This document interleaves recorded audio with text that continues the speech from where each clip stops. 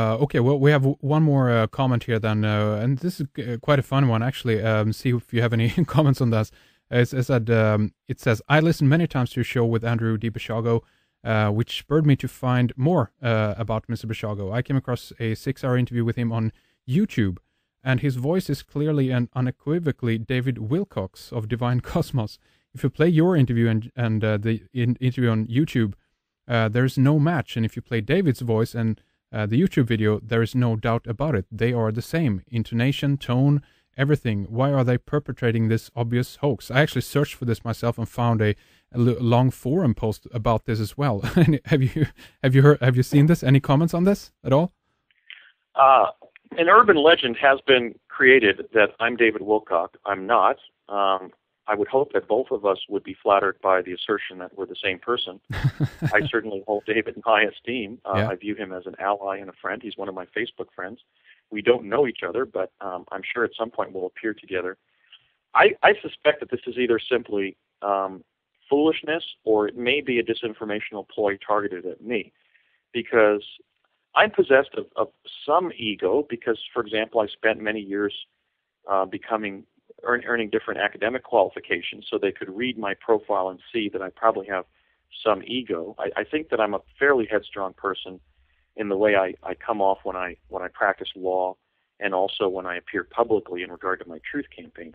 So I've conjectured that maybe this is a way to try to undermine my truth campaign by suggesting that I'm a younger person who perhaps I would be offended in some way being compared to somebody else. Maybe they think I'm a truly egotistical person. I don't know. But I suspect that if you look at the fora where this assertion has been made, this seems to be a disinformational ploy of some kind. And that's all I'd really like to say about it. Right. I'm not David Wilcock. I've never met him. We certainly have common friends, for example, in Bill Ryan and Carrie Cassidy at Project Camelot. We're talking about similar things in the sense that he's made a lot of, he's done a lot of interesting interviews on applied quantum physics. I'm describing experiences in applied quantum physics that I had both as a child in Project Pegasus and on the several teleportings to Mars.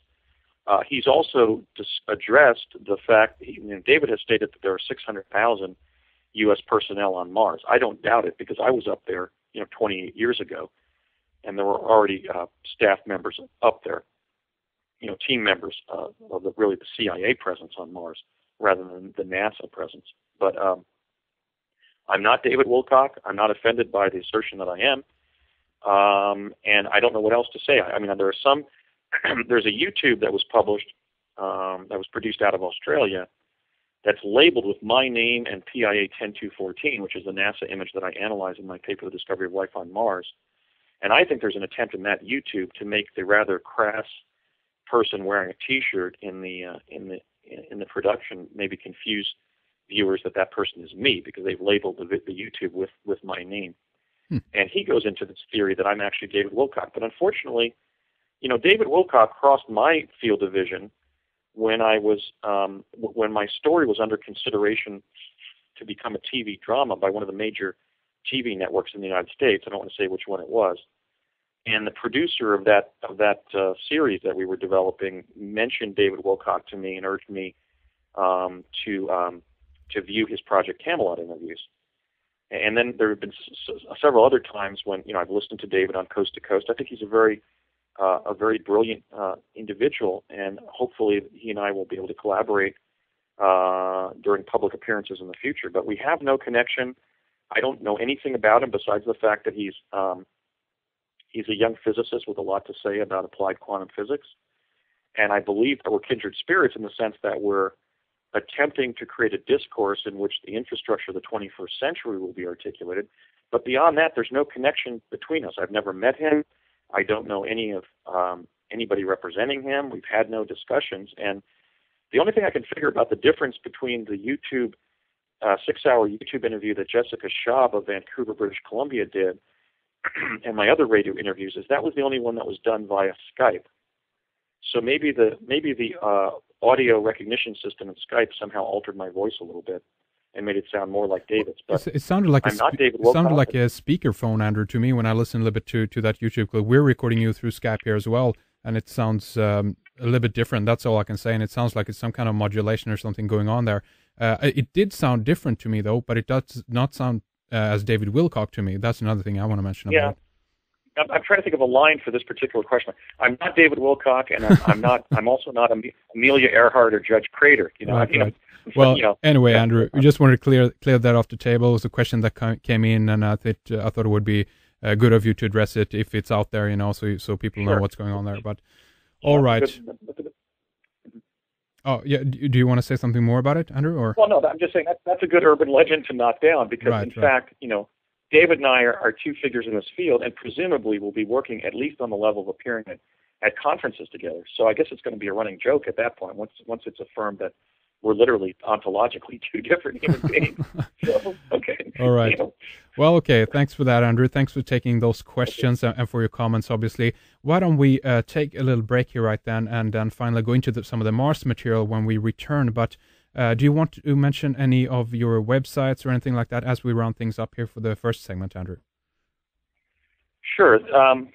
Alfred Lambermont Weber, one of our most distinguished, arguably our most distinguished exopolitical theorist, was quite gracious in being a strategic ally of mine when I began in 2008 to find all the stuff that's up on Mars.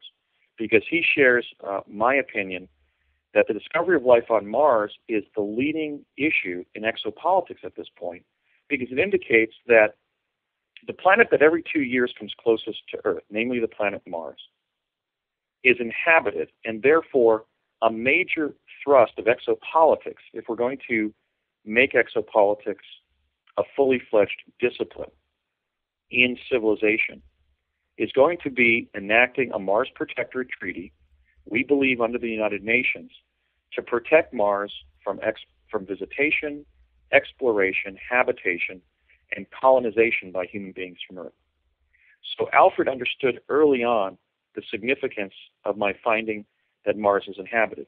Now, I'm not the first person to suggest that Mars is inhabited. That's part of a rich history in natural history that goes all the way back to Schiaparelli's assertions about there being canali on Mars that was picked up by Flammarion and Percival Lowell and Tesla towards the turn of the previous century. And there's been a rich history really for 100 years or more in which different individuals have contributed that discourse. Obviously, more recently, individuals like Richard Hoagland and Mike Barra, like Graham Hancock, like Robert Bauval, in terms of the Egyptian connection on Mars. So I'm not claiming discoveryship of ancient artifacts on Mars. In fact, I'm claiming discoveryship of the notion that Mars is presently inhabited. And I do that in my paper, The Discovery of Life on Mars. Now, Alfred was in consultation with me throughout 2008 when I finally summed up everything I had found in NASA image PIA 10214. And since then, since late 2008, has been lending his website, www.exopolitics.com, to post my research papers in different critical letters. Like, for example, when I wrote the National Geographic, asking them to collaborate with me to publish my findings of what's on Mars. Because what's up there is not just ancient artifacts. What's up there are humanoid beings of different types and different animal species, and also ruins that we've now identified that make the case not just for ancient habitation of Mars, but for the ancient Egyptian, much more clear. Yes, I apologize. I have another call coming in. So we have called The Discovery of Life on Mars, and Alfred has also been reporting on the pages of the Denver Examiner as the Seattle Exopolitics Examiner during critical phases of the truth campaign that I've been waging regarding Mars. Okay, and so those documents can be found in a feature entitled The Discovery of Life on Mars at exopolitics.com.